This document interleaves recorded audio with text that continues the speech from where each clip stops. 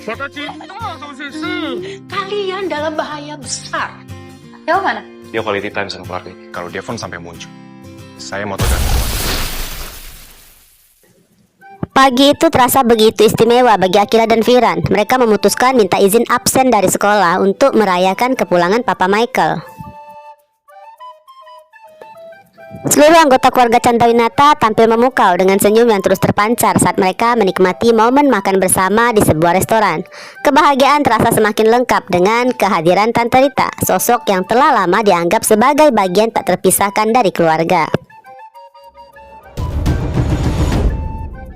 Beralih ke Danuel yang akan menghabiskan sepanjang hari dengan ditemanin oleh Excel. Baru ya nanti malam setelah kesibukan Ares selesai akan menemuinya.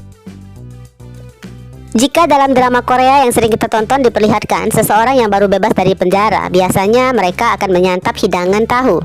Atau dalam mitos urban Jakarta, melakukan ritual mandi di Laut Ancol. Nah, Danuel memilih langkah yang lebih praktis. Ia memutuskan mengunjungi salon demi merapikan rambut dan mencukur bewoknya. Namun tetap ya, Danuel membiarkan kumisnya, mungkin agar kesan berwibawa dan aura garangnya tetap terpancar.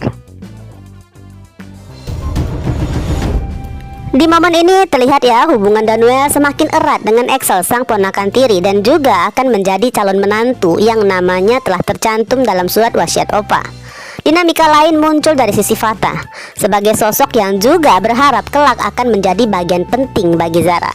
Dan seperti kita tahu guys, Fata juga keluarganya telah banyak berjasa bisa mempertemukan Danuel dengan Zara dan Mohan.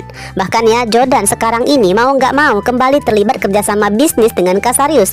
Tadinya hanya agar bisa menemui Ares, Cassandra atau Excel untuk memberitahukan tentang keberadaan Danuel.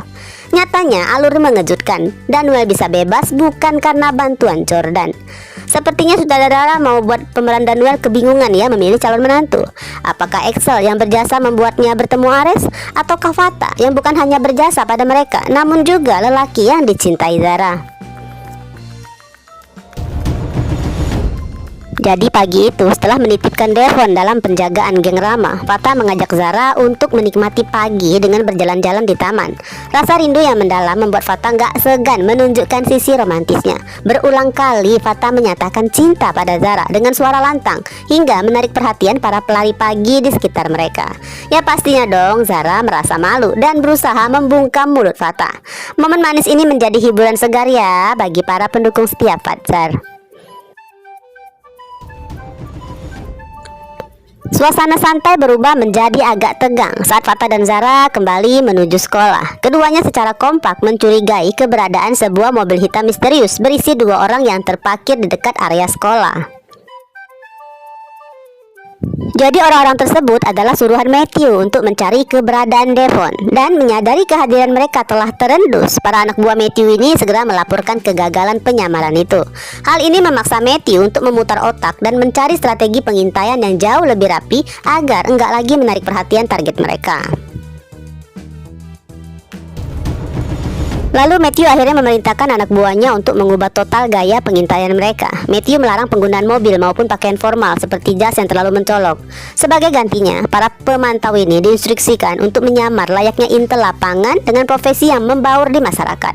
Contohnya seperti tukang ojek, penjual bakso, penjual cilok, apapun itu.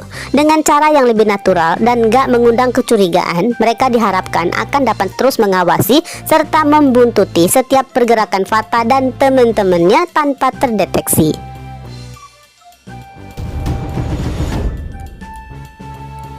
Setibanya di sekolah, Fata dan Zara belum sempat membahas secara detail kecurigaan mereka terhadap mobil misterius tadi. Karena di saat itu Bu Anita sudah menunggu. Dengan raut wajah yang serius, Bu Anita membawa mereka ke tempat sepi ini kayaknya gudang untuk membicarakan hal yang mengejutkan terkait tentang Devon.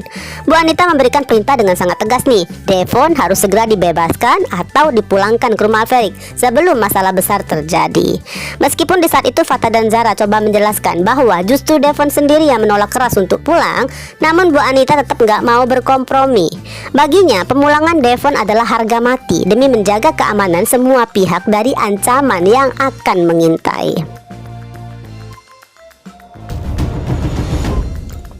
Di kantin sekolah, sembari menunggu bel berbunyi, Raisa setia menjadi pendengar bagi Mohan yang menceritakan keseruan sekaligus kekesalannya saat sarapan pertama bersama keluarga. Mohan mengeluhkan sikap Devon yang terus bersaing untuk memperebutkan perhatian Tante Zendiara. Ya, walaupun Mohan dan Raisa mulai sedikit merasa simpati ya pada nasib Devon, namun Mohan belum bisa melupakan fakta bahwa Devon adalah bagian dari keluarga yang telah menghancurkan hidupnya. Bahkan Devon pun terlibat dalam insiden yang pernah menimpa Raisa. Rupanya Mohan udah mulai memahami ya karakter Devon. Maka Mohan berencana akan membuat Devon merasa nyaman di dekatnya, agar nantinya Mohan bisa dengan mudah mengorek informasi penting dari Devon. Gak lama kemudian Fatah menghubungin Mohan, Raisa dan juga Harry untuk mendiskusikan berita mendesak dari Bu Anita. Dalam rapat ini agak berat ya, karena mereka dihadapkan pada dilema yang sulit untuk dicari solusinya. Karena di satu sisi ada tekanan untuk memulangkan Devon demi keamanan, namun di sisi lain misi utama mereka masih berjalan di tempat. Mereka menyadari bahwa selama Blade belum mau mengakui identitas aslinya sebagai Haruna, langkah strategis yang mereka ambil akan terus menemui jalan buntu, termasuk tentang teka-teki tato di punggung Blade. Membahas tentang Blade membuat Fatah merasa perlu berbicara berdua dengan Zara untuk menuntaskan ganjalan di hatinya mengenai sikap Zara yang terlalu tenang. Fatah penasaran mengapa Zara seolah nggak memiliki rasa cemburu sedikit pun. Nah, tumben banget guys, di momen ini Zara mau terbuka mengenai pandangannya soal perasaan. Bagi Zara, cinta adalah sebuah rasa yang memiliki jalannya sendiri untuk bertahan atau pergi. Zara ini sebagai tipe perempuan yang pasrah, karena Zara percaya bahwa jika perasaan seseorang itu memang untuknya, maka ia akan tetap ada. Namun jika perasaan itu nantinya berpaling karena ada suatu kesempatan lain, Zara yakin itu berarti sosok tersebut memang sudah siap untuk melangkah pergi.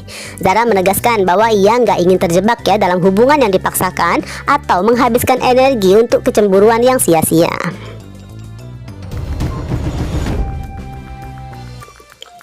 Penjelasan jujur dari Zara seketika membuka pikiran Fatah. Akhirnya Fatah tersadar bahwa sikap tenang Zara bukannya tanda kurangnya perasaan, melainkan bentuk kepercayaan yang sangat besar terhadap keteguhan hati Fatah. Mendengar pengakuan Zara tersebut, putra tunggal Fernandes ini bereaksi layaknya anak kecil yang sedang salah tingkah. Fatah tersenyum lebar guys dan merasa sangat bahagia, seolah ya baru aja mendapatkan mainan yang telah lama ia idamkan. Keyakinan Zara menjadi bahan bakar baru bagi mental Fatah dalam menghadapi dinamika hubungan mereka ke depan. Dengan pemahaman hati yang sudah selaras, Fatah merasa benar-benar mantap dong ya untuk menjalankan misi mendekati Blade. Fatah siap mengambil resiko dengan strategi membuat Blade merasa nyaman hingga kebaperan demi mendapatkan kepercayaan dan mengungkap identitas asli Blade. Ya, meskipun ada kemungkinan Blade benar-benar akan menyukai Fatah, namun Fatah merasa memiliki pegangan hati yang kuat berkat kepercayaan dari Zara. Fatah berkomitmen pastinya untuk menjaga batasan dan tetap menganggap kedekatan tersebut murni hanya sebagai bagian dari misi profesional tanpa melibatkan perasaan pribadi.